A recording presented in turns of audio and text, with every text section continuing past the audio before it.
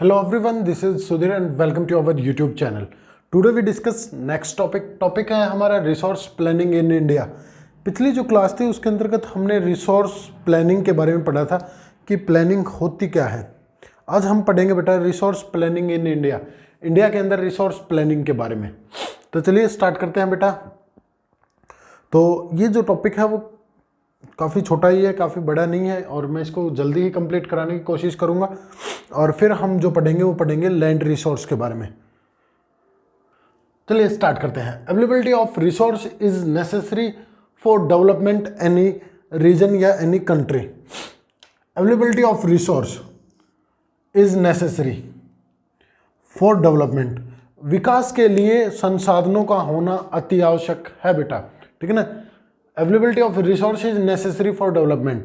Development जब भी होगी जब भी हमारे पास रिसोर्स होंगे, पर काफ़ी बार आपने क्या देखा है कि हमारे पास रिसोर्स भी होते हैं और हम डेवलपमेंट है वो भी नहीं कर पाते। कारण क्या है? उसका कारण हो सकता है हमारे पास टेक्नोलॉजी नहीं है, कि लोग जागरूक नहीं है, अवेयर नहीं है उन चीज़ों के प्रति।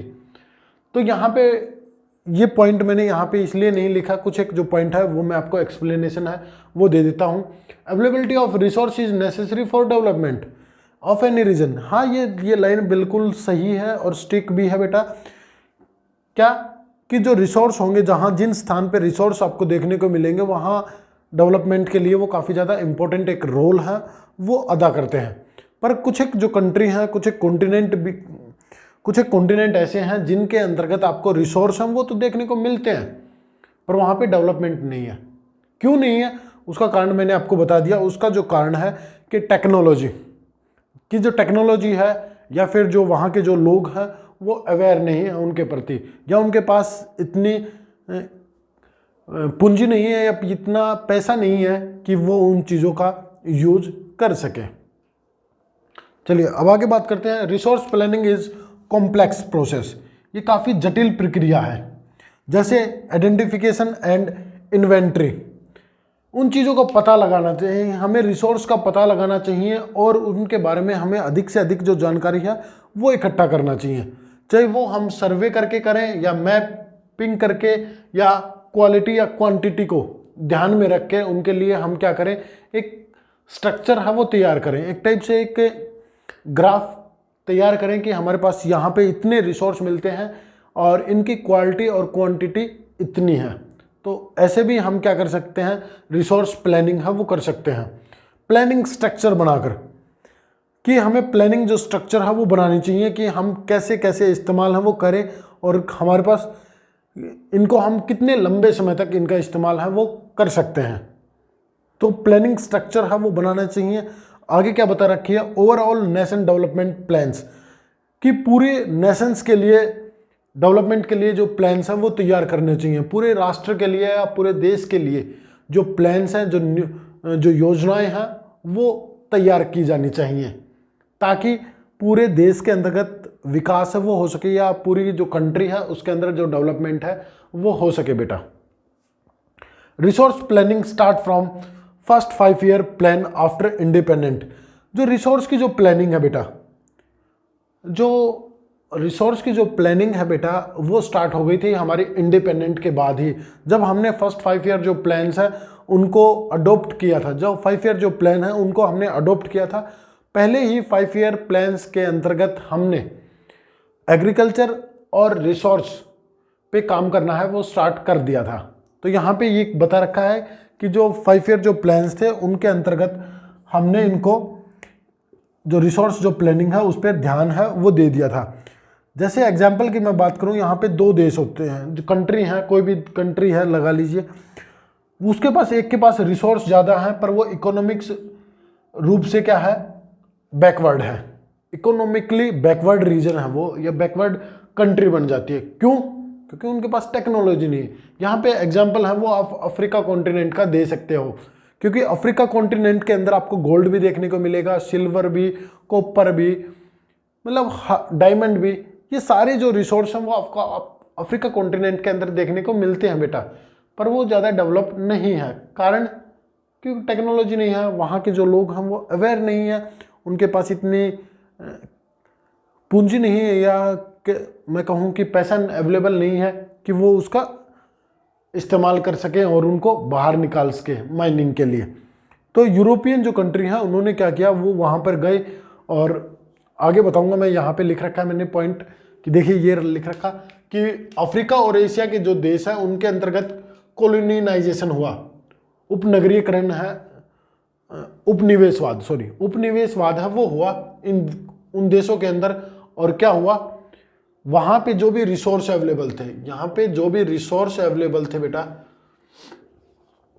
यहाँ पे जो भी रिसोर्स अवेलेबल थे उनका, जैसे इंडिया पे किसका अधिकार था, इंग्लैंड का, ब्रिटेन का।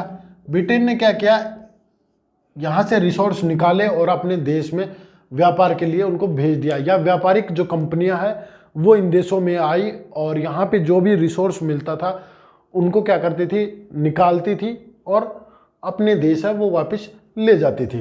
तो इसके कारण भी क्या हुआ, ये जो देश है वो काफ़ी गरीब होते चले गए। आगे क्या बता रखा, poor resource but economically development. कुछ कंट्री ऐसी हैं जिनके पास रिसोर्स काफ़ी कम होते हैं पर वो इकोनॉमिकली डेवलपमेंट होते हैं, जैसे जापान के पास जो रिसोर्स हैं वो काफ़ी कम हैं पर वो डेवलप्ड कंट्री है एक टाइप से, क्योंकि उसके जो लोग हैं वो काफ़ी ज़्यादा, मैं कहूँ कि मेहनती भी हैं और साथ में वो एक्स्ट्रा वर्क भी करते हैं अपने नेशंस के लिए। अपने लिए नहीं सोचते बल्कि वो अपने नेशंस के लिए ज़्यादा सोचते हैं बेटा। तो इनका जो बात करूं मैं यहाँ पे इंडिया के अंदर यदि मैं बात करूं तो काफ़ी ज़्यादा जो रिसोर्स हैं वो आपको देखने को मिलते हैं, पर लेवल ऑफ जो डेवलपमेंट है वो काफ़ी लो है। इंडिया के अंदर आपको काफ़ी ज़्यादा जो रिसोर्सेज हैं वो देखने को मिलते हैं, बट जो लेवल है डेवलपमेंट का वो काफ़ी लो है। वाई, क्यों? क्योंकि low level of technology. India के पास आज भी उतनी अच्छी या उतनी बेटर क्वालिटी की हमारे पास टेक्नोलॉजी है वो नहीं है कि हम हर एक रिसोर्स का अच्छे से इस्तेमाल है वो कर पाएँ।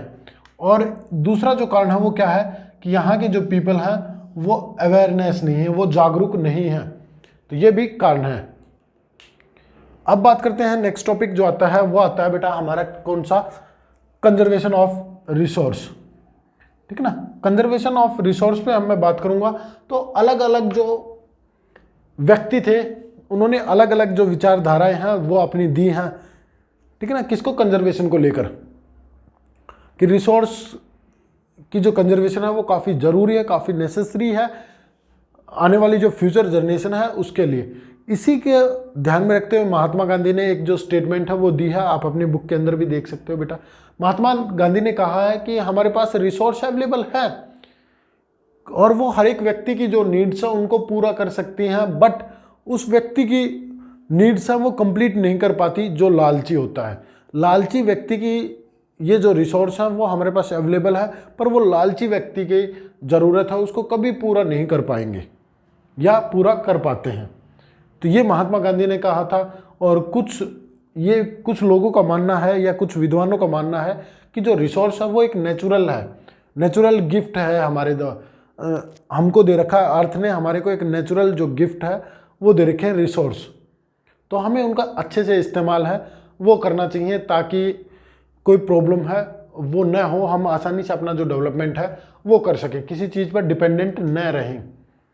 तो अब कुछ स्टेप है कंजर्वेशन को लेकर। पहला जो स्टेप आता है वो आता है मैनेजमेंट। हमें एक मैनेजमेंट की आवश्यकता है वो पड़ती है, एक अच्छे मैनेजमेंट है वो होना अति आवश्यक है, जब तो हम कंजर्वेशन है वो कर पाएंगे बेटा। कंट्रोल द पॉपुलेशन को कंट्रोल करना चाहिए ताकि यदि जब पॉपुलेशन बढ़ेगी तो लोगों की क्या होगी, नीड्स बढ़ेंगी। यदि हमने पॉपुलेशन को कंट्रोल नहीं कर पाए तो लोग बढ़ेंगे, जनसंख्या बढ़ेगी और जनसंख्या बढ़ने से उनकी नीड्स बढ़ेंगी, आवश्यकताएं बढ़ेंगी, और जब आवश्यकताएं बढ़ेंगी तो किसका इस्तेमाल करेंगे, रिसोर्स का। और जब वो रिसोर्स का इस्तेमाल करेंगे तो इनकी जो संख्या है या इनकी जो क्वांटिटी है वो क्या हो जाएगी, कम हो जाएगी बेटा।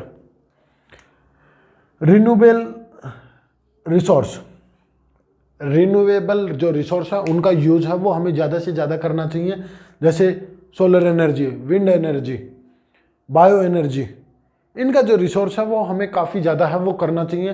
कोल, पेट्रोलियम, इनका इस्तेमाल पे हमें थोड़ा कंट्रोल है वो करना चाहिए। अवेयरनेस, लोगों को जागरूक करके, लोगों को जागरूक किया जाए और समझाया जाए कि ये हमारे लिए कितना इम्पोर्टेंट है।